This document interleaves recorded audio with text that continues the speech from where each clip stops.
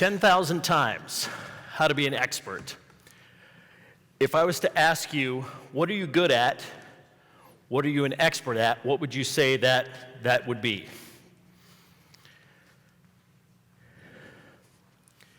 Let's look at the definition of expert and how it's used and some synonyms that go with that. So they talk about skilled, accomplished, talented. Use the term a person who has a comprehensive and authoritative knowledge of a skill in a particular area. Also, we talk about synonyms, other ones, authority, master, potential, right? Or professional, excuse me. So what makes me an expert? Why am I talking to you today about expert? So these are some of the things that I've done in my life. Got some time in the military, a little bit of time in the fire service, less time as a paramedic, been married for almost 30 years and 50 years on the earth. The big one there, the 29 years of marriage, if you talk to my wife, if I'm an expert on marriage, she would probably tell you no, but that's okay. It's something that we're constantly working on, right? All of this stuff doesn't make me an expert, it just means I have experience. So why am I talking to you about this today? Kind of read this couple of books over the last month or so. One of them was the book Outliers by Malcolm Gladwell, and he talks about this concept of 10,000 hours to be an expert on something. And we'll kind of discuss that as we go through. One of the other ones was a book called The Talent Code by a gentleman named Daniel, I believe his last name is pronounced Coyle. And he talks about 3 principles. One of those is deep practice, the other one is ignition, and the other one is master coaching, which we'll discuss again as we go through. So what makes you an expert? Let's take a basic fire skill that we all should know how to do, throwing ladders. If we throw a ladder 8 hours a day for 5 days a week, how long would it take you to reach that 10,000 hours of practice? 4.8 years. Okay, long time, right? Now, we do more things than just throw ladders, but again, it's kind of a mindset, and as we go through the program, we'll kind of understand as to why this 10,000 hours and what we're trying to get at. We don't throw a ladder 8 hours a day. What if we broke it down to where we're throwing a ladder 1 hour a day? How long would that take? 38 and a half years. Most of us aren't on the job that long. Okay, so it's something that we have to think about how we're training and doing stuff. There was a professor, and her PhD is in leadership with a specialization in human resource development. She developed this scale of what employees look at as far as experts in their field.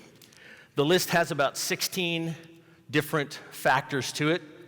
These are the top ones that I picked out.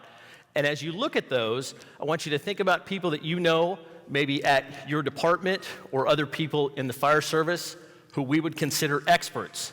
Do they have some of these attributes? Do they have education, training, knowledge? Do they have the required qualifications that are expected of them? Do they have this third one is key for me. Do they have the ability to assess importance in work-related situations? Are they able to adapt, overcome for certain things? Are they improving themselves? Do they have that sixth sense or that intuition? And are they self-assured and confident in their knowledge? Those are all key things that we look at for someone who's an expert. These 2 gentlemen here are members of the United States Air Force aerial demonstration team, the Thunderbirds. Having spent time in the Air Force, I leaned toward that particular group, but you could use any of the military demonstration teams that are out there. The top gentleman, he has 2,600 hours of flight time and 500 hours of combat experience. The gentleman below him is the slot pilot. He has about 4,200 hours, 650 hours of combat experience. That is not quite the 10,000 hour mark. But if you look at this particular maneuver, this is called the crossover break. I would venture to say that those guys are experts, right? Even though they haven't reached that 10,000 hour mark.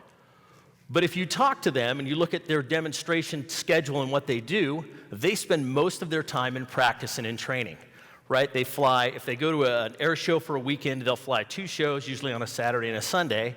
They get there on Thursday. What do they do on Friday? They fly a practice show. They train, right, to get more hours up into their accountability stuff or their repertoire. How many hours do we have in one of these? My guess, for those of us that are watching this, probably don't have a lot of hours in the recliner, because we're trying to improve ourselves. We're trying to build our craft. We're learning things. We're taking classes. We're doing all those stuff. Now, should you never ever sit in a recliner? That's not what I'm saying. There's time to do that, to relax, to rest, to build repertoire, camaraderie with your crew. That's a very important piece of what we do in the fire service. One of the other books that I looked at is called 13 Things Mentally Strong People Don't Do. The author's name is Amy Morin. And you can read this whole quote here, but I'll just highlight what is in red. It says, research studies have found that after 10 years of daily practice, people can surpass others with natural talent, chess, sports, music, visual arts. After 20 years of dedicated practice, many people who lack talent can gain world-class achievement.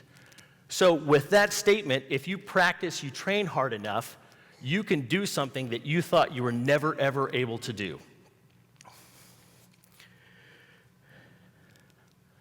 This is a picture of Marielle Zagunis.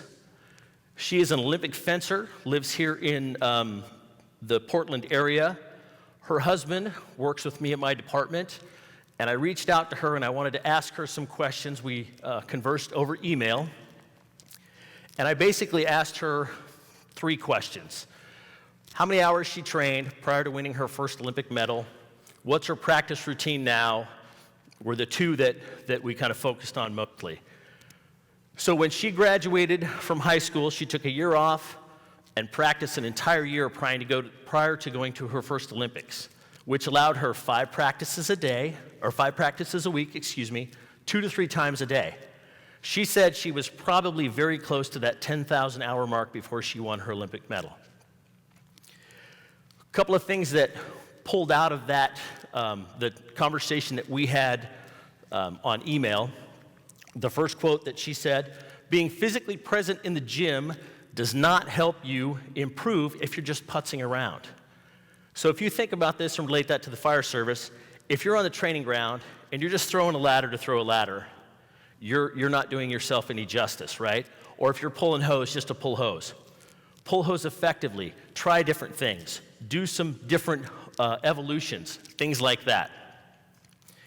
And then the second one that I pulled out was this quote here. Basically it says, we're all fallible. Whether we get 10,000 hours or 100,000 hours, we need to push ourselves to be better, right?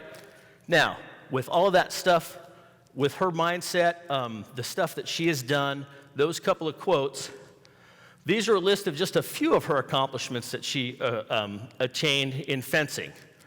4-time Olympian, several gold medals, several world championships, many that you can see here.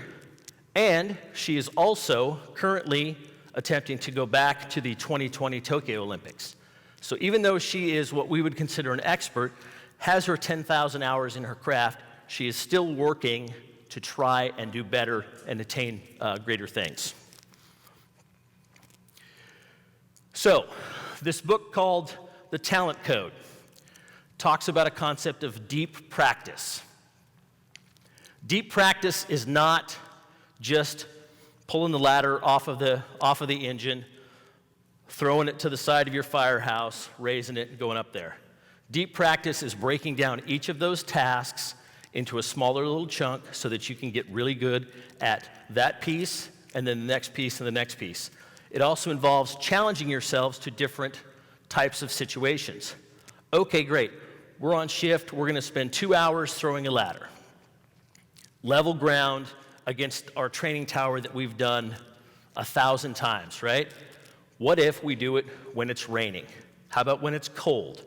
How about an uneven ground? Those are all things that we can experience on the fire ground that we need to work on getting those pieces done. Also involves taking the time factor out of it. Instead of saying I'm going to throw ladders for 2 hours, I'm going to go out and I'm going to practice just taking the ladder off of the rack or out of the truck, however it's stationed in there, and I want to get effective at that, then moving on to the next piece. 2 hours of just throwing a ladder or 15 minutes of deep practice throwing a ladder. Which one's going to be more effective? Why are we doing all this stuff with this deep practice stuff? So there's a substance called myelin, right? It's on the nerve fibers. The myelin increases every time we do a practice, right? So it improves the conduction of action potentials, which are needed to send information down the axon to other neurons.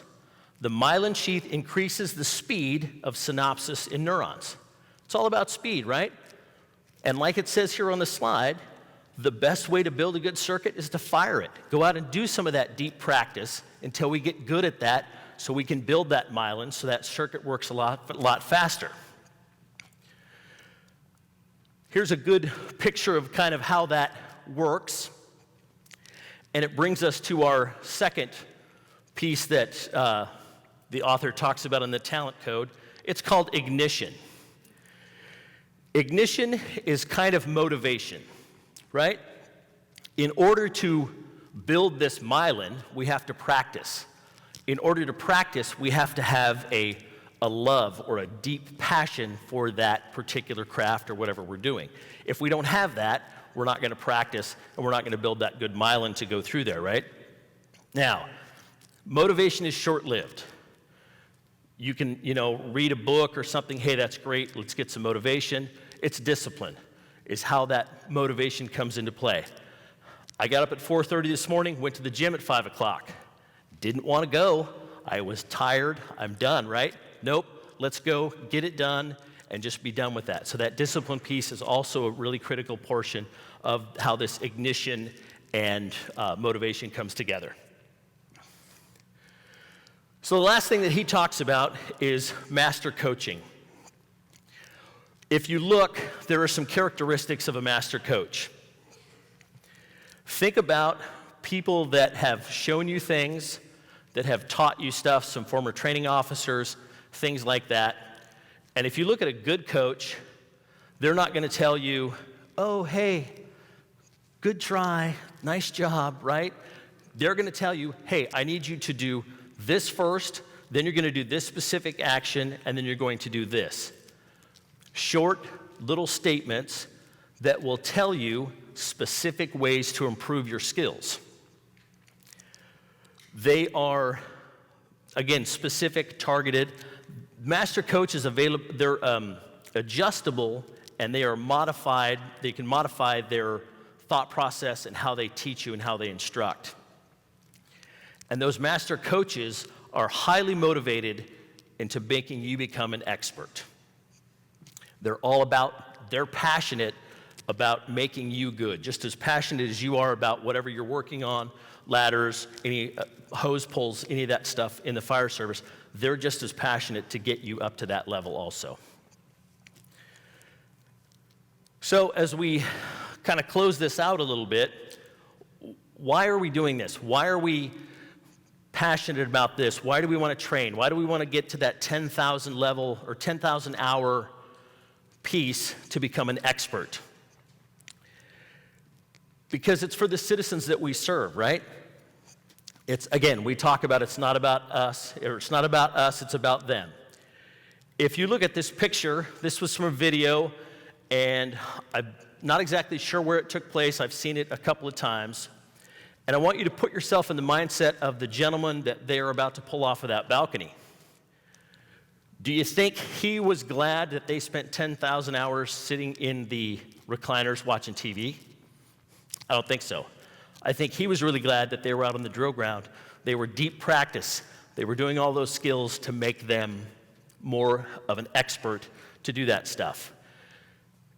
And I also want you to think about this. How many of you live in your first due? I do. Most of the people in my department live in my first due area. And at times, my daughter is married and is in a different town now, but sometimes they come back and visit. So if I'm on shift and they're there, I have the opportunity to potentially, if I have a fire at my house, rescue my wife, my son-in-law, my daughter, my pets. Don't we owe it to those people, our families, and the other people that live in our town to be the best that we can be? We need to be practicing all of those things all the time instead of watching TV. So, deep practice, find yourself a good mentor, master coach that can help you to develop those skills. And again, right, remember, it's not about us, it's for them. We all signed up to do this. Nobody told us that we had to do this. But again, we are dedicated to our citizens. They not only expect it, they deserve it. Thank you. Hi, this is Will Antunes with Lion. I'm here to show you the Lion fire training system. It's called the Attack Fire Training System. At a push of a button, hit some smoke. This smoke machine is good for about 1,000 square feet, fill a room in about 1 minute of time to near blackout conditions. What this system does is allows you to use a digital nozzle to work with the system in terms of extinguishing the flames. Digital system will allow you to go through that repetition over and over and over again in a room much like this. We're in a ballroom, we're not in a fire facility. Everything we're doing here is safe. It's totally inert. Train lots of firefighters doing this in just a short order of time. For more information, visit lionprotects.com.